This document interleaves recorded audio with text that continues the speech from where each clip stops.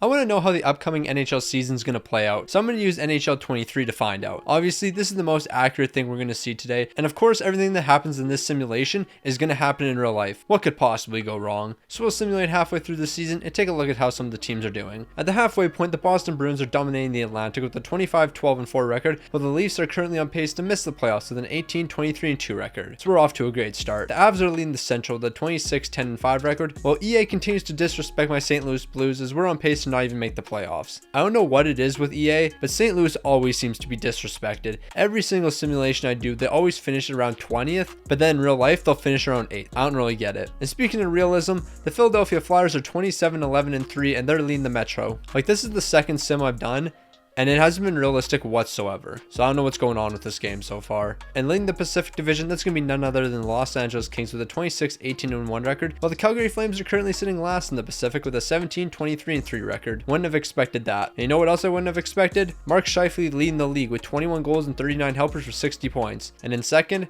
TJ Oshie, 23 goals, 33 helpers for 56 points, and Ovi's rounding out the top 3 with 53 points. What's going on? Also, if you haven't already, make sure to subscribe. I'm going to be dropping franchise videos all year long, so if you want to stay updated, make sure you subscribe and turn notifications on. And with this being the first real video of NHL 23, drop a like. Let's get 1,000 likes on this video. Quinn Hughes is leading all defensemen, 9 goals and 29 assists for 38 points, while Darcy Kemper's picked up 23 wins so far with a 904 save percentage and 281 goals against. So right now, this league is just completely upside down. I don't know what's going on. So I'm going to go ahead and simulate to the trade deadline, and then we'll take a look at all the notable trades that happened. So at the trade deadline, Philly's currently sitting first in the entire league. Yeah, this game is just completely bugging. So here are some of the notable trades. Columbus is going to send 3 prospects to the Islanders for Pollock and a 5th, and then Zub a 4th, and 2 others are off to Edmonton for Broberg, a 3rd and a 6th. I don't know what the 2 others are, but that's all the information I'm given. Severson, Holla, and Vatanen are off to the Penguins for a 2nd, a 3rd, and 2 others, while Chicago is stealing Josh Norris from Ottawa for a 2nd and a 7th. And there's one thing you need to know about NHL 23, 7th round picks are the equivalent of gold. I'm dropping an Ottawa Senators rebuild tomorrow. Watch that video and see what I can do with 7th round picks, because it doesn't make any sense. And the final move has Varlamov and Mayfield going off to the Colorado Avalanche for LARKIN, Beaucage, and a 6th. And with those trades in the book, we'll simulate to the end of the season and see how everyone's finishing. When the season came to an end, the Bruins are finishing with a 47-29-6 record, while the Leafs are missing the playoffs. Yeah, that makes sense. Minnesota is finishing at the top of the Central with a 49-24-9 record, while Philadelphia dominates this season with a 56-23-3 record. I can't get past the fact that this is so unrealistic. Like, this is the second sim I've done, and Philly's leading the league. I don't have a good feeling about this year so far, not gonna lie. And over in the Pacific, the Kings are gonna lead the way with a 47-31-4 record. And another notable thing from the Pacific, Calgary's missing the playoffs. After all the amazing moves they did, they're missing the playoffs, while Philly finishes first overall in the entire league. Yeah, Calgary missing the playoffs and Philly finishing first in the entire league. If that happens in real life, I don't know what I'll do. So now I'm going to go over every team's top scorer and we'll see who dominated and who didn't. And I'm going to keep it a stack. Nobody dominated except for like 3 players. Zegras led the way for the Ducks with 27 goals and 40 helpers for 67 points, while Clayton Keller's leading the way in Arizona with 25 goals and 54 assists for 79 points.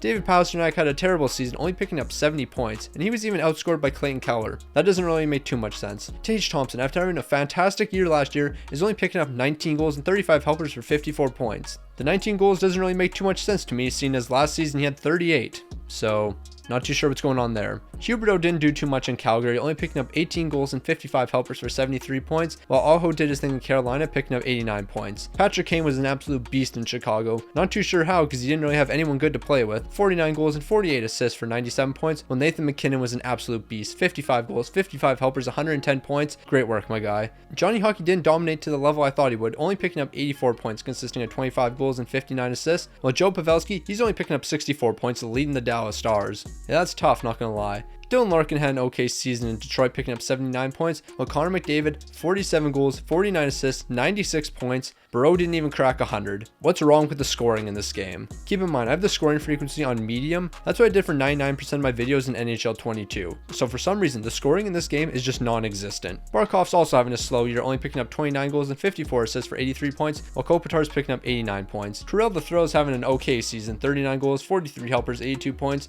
while Nick Suzuki, he's also picking up 82 points. Explain to me how Nick Suzuki and Kirill Kaprizov had the same amount of points. One has a lot better players around him and much more talent. The other's in Montreal. So What's going on here? Speaking of disappointment, Matt Duchene, 64 points, and Nico Hischier, he's picking up 64 points. They both had 21 goals and 43 assists, but I don't know what's going on with this game. And the disappointment continues with Matt Barzal, 24 goals and 43 assists for 67 points. Artemi Panarin wasn't as disappointing as everyone else. He's picking up 23 goals and 58 assists for 81 points, while the Brinkets having a decent season in Ottawa, picking up 72 points, consisting of 27 goals and 45 helpers. Travis Konecny was the top guy in Philadelphia, and he picked up 67 points. So the team that finished first overall in the entire league was led by Travis Konecny, who picked up 67 points. I don't even know what to say about that. That just makes so little sense. Sid the Kid's picking up 74 points. I mean, I don't know what I can say anymore. The simulation in this is awful.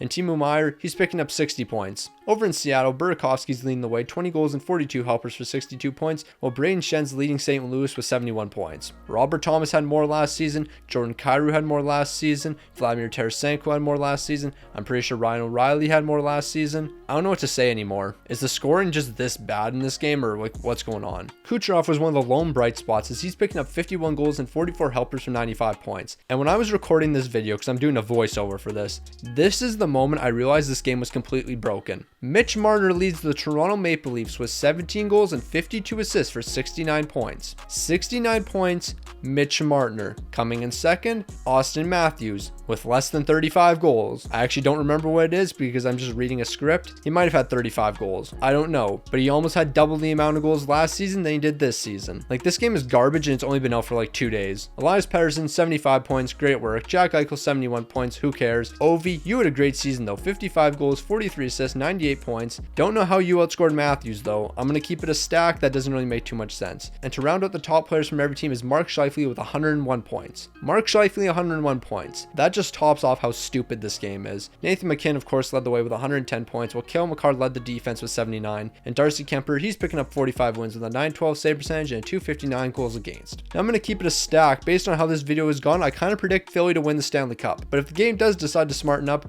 I got Edmonton in the West and Rangers in the East. Well, both of my teams are falling, and I'm going to keep it a stack. Outside of Florida, I really don't see any of these teams making it to the second round. Columbus has a chance, but I just highly question it. So we're in the conference finals now. We got Canucks versus Ducks and Florida versus Washington. Of course, these are the matchups that everyone predicted. And when the conference finals came to an end, we got the Anaheim Ducks versus the Washington Capitals. If you told me at the beginning of this video it would be the Anaheim Ducks versus the Washington Capitals in the Stanley Cup final, I would have laughed at you because that wouldn't have made any sense, and I would have told you Anaheim wouldn't even made the playoffs. But here we are. And when the playoffs came to an end, Washington is going to be hoisting the cup in 5 games. Nick Backstrom led the way, 5 goals and 22 helpers for 27 points. With Darcy Kemper, he's hoisting back-to-back Stanley Cups, 16 wins with a 920 save percentage and a 251 goals against. So I knew this video wasn't going to be realistic whatsoever. The very first season I ever simulated on this game, the Chicago Blackhawks won the Stanley Cup. Right then and there, I knew it was going to be a long year.